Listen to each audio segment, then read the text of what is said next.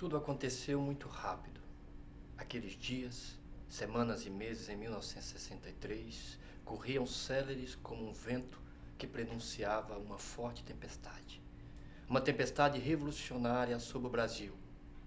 Eu poderia tê-la visto, mas como eu ia dizendo, tudo aconteceu muito rápido. Foi no começo de tarde, em agosto de 1963, bem na frente da delegacia sindical do distrito de Ferreiros, em Itambé, Pernambuco. Eu acabava de discursar em mais um comício. Desde que chegara a Itambé e conseguira me integrar ao sindicato rural, as greves se multiplicaram. A exploração secular sofrida pelos trabalhadores rurais estava cada vez mais sendo questionada. A força adormecida dos camponeses finalmente explodia numa crescente onda de organização sindical que se espalhava pelo campo nordestino e brasileiro. Éramos parte desse processo e nós, os trotskistas, seríamos sua vanguarda. Naquele 8 de agosto de 1963, 3 engenhos estavam paralisados pela greve organizada pelos conselhos de camponeses. Em todos eles, a principal reivindicação era o pagamento do 13º salário atrasado desde dezembro de 1962. Mas, como eu ia dizendo, o comício tinha acabado. A multidão de trabalhadores rurais e seus familiares estavam se dispersando. Eu estava conversando com alguns companheiros, falando de meu desejo de que quando vencêssemos mais esta greve, eu pudesse sair um pouco da região e viajar para São Paulo para rever minha família. Foi quando o mensageiro chegou apressado e nervoso. Ele dizia vir da parte de José Borba, proprietário do Engenho Oriente, o mais reacionário latifundiário da região. Segundo o portador da embaixada, o velho Borba iria pagar o 10º na sede do engenho na presença de um funcionário do Ministério do Trabalho. Aí eu desconfiei. Aquilo estava muito esquisito. O Oriente era o que mais explorava os seus trabalhadores de todos os engenhos. Seu Borba dizia, para quem quisesse ouvir, que o ano só tinha 12 meses e dessa forma não ia pagar de jeito nenhum o 13º. Como ele tinha mudado de ideia tão rápido, não tive muito tempo para pensar. Ao ouvirem que o Oriente ia pagar o 10º, a massa camponesa delirou. Começaram a cantar e alguns choraram de alegria. Se o Oriente havia se dobrado à força da greve, os outros logo cederiam. Me abraçaram e insistiram para irmos logo para lá. Eu não podia voltar atrás e abandonar meus companheiros. Falei para o mensageiro, que estava saindo sorrateiramente, que ele iria comigo. E fiquei bem ao seu lado, ombro a ombro, rodeado de companheiros mais próximos. E fomos a mais uma caminhada que eu temia que fosse a última. Desde minha prisão em julho pela polícia de Arraiz, que as ameaças dos latifundiários aumentaram. Eu estava sendo caçado. Dormia no meio dos canaviais ou nas casas de farinha, pois se os capangas dos latifundiários soubessem que eu estava numa casa de morador da região, lá mesmo eu seria assassinado. A minha segurança só podia ser uma: a força da massa camponesa. Eles não ousariam fazer o que prometiam na frente de centenas de pessoas. À medida que saíamos da cidade e entrávamos pela sinuosa estrada de terra batida, mais e mais companheiros engrossavam a caminhada. À medida que a caminhada seguia no burburinho das falas e das risadas, na poeira da estrada, no vai e vem das canas dançando sob os ventos de agosto, eu viajava no tempo e no espaço também.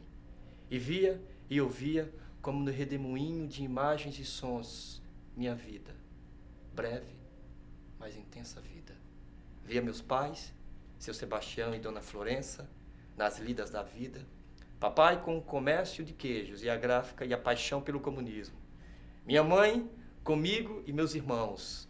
Herdara do velho a repulsa às injustiças e o desejo de igualdade social. Mas as coisas foram mudando quando ele passou de proletário para patrão. Eu o amava. Mas na gráfica, a justiça não existia. Devíamos repartir os lucros. Fizemos uma greve. Eu fui demitido e expulso de casa. Mas eu aprendera tudo isso com meu pai. Minha mãe sofreu muito. Meus irmãos também. Principalmente a Lélia e o Edson, que eram muito próximos a mim. Ganhei o mundo, rompi com o PCB, conheci e abracei o trotskismo. Fundamos o Sindicato dos Gráficos de Mogi das Cruzes, onde fui metalúrgico da Mineração Geral do Brasil. Organizei piquetes nas portas das fábricas. Fui preso várias vezes. Viajei para a Argentina para trabalhar para a seção da minha 4ª Internacional nas eleições provinciais. Pichei muros portenhos em Portunhol, nos bairros obreiros de Buenos Aires. Fui para um grande encontro de trabalhadores rurais e camponeses em Belo Horizonte, em fins de 1961, onde conheci Chico Julião, Joel Câmara e tantos outros. Lá foi decidida a minha ida para Pernambuco para atuar no campo. Recife. Veneza brasileira, cidade revolucionária. Idas e vindas entre Recife e També. Idas e vindas com fome, sem dinheiro, mas com o coração repleto de sonhos. Pichações contra a intervenção imperialista contra Cuba. De novo, mais uma prisão na minha coleção. Cada vez mais Itambé do que Recife. Minha família? Só em esparsas cartas entregue em mãos.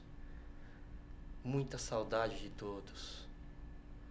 As caminhadas entre os engenhos, léguas sob um sol abrasante. Sede e fome saciadas pelos companheiros pobres nas posses, mas ricos na generosidade. Criamos os conselhos de camponeses, organizamos o movimento sindical na região, vencemos todas as greves. Os patrões tremiam de medo e ódio de classe. Os seus capangas não mais se escondiam, agiam abertamente durante o dia e furtivamente durante a noite, tentando nos intimidar, mas sem sucesso. Tudo caminhava como sempre, até a prisão pela polícia de Arraiz. Foi em fins de julho, levado para a delegacia auxiliar em Recife, fui preso sem acusação formal, só para satisfazer os latifundiários. Acusado de infiltração pela polícia de Arraiz, neguei a vil infâmia, só revelando minha filiação partidária depois de 3 dias de tortura psicológica. Fui solto, mas as coisas pioraram. Ah, e como pioraram. Pistoleiros armados rodavam a região perguntando por mim. Capangas a cavalo irrompiam por entre qualquer grupo de camponeses que se formasse. Aguardava uma resposta da direção nacional do partido. Não abandonaria minha tarefa, custasse o que custasse. Só a massa camponesa compacta e corajosa poderia fazer frente a toda a violência do latifúndio assassino. Era ela que estava ao meu redor.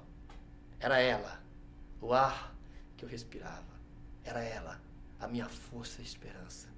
Era ela o meu elemento. Com ela cheguei à primeira porteira do Engenho Oriente. À frente dela, encarei o primeiro capanga, encostado na porteira com o fuzil, encostado na ponta da bota enlameada. E eu disse, eu quero ver o patrão. Ele disse, só entra um. A multidão, ansiosa, tal qual uma criança faminta, movimentava-se qual uma onda prestes a arrebentar sobre os portões do inferno. Virei, abri os braços e disse, rapaz, eu quero é paz. Um som incomum naquela situação ecoou vinda da sede do engenho maldito. Trim, trim, trim, trim, trim.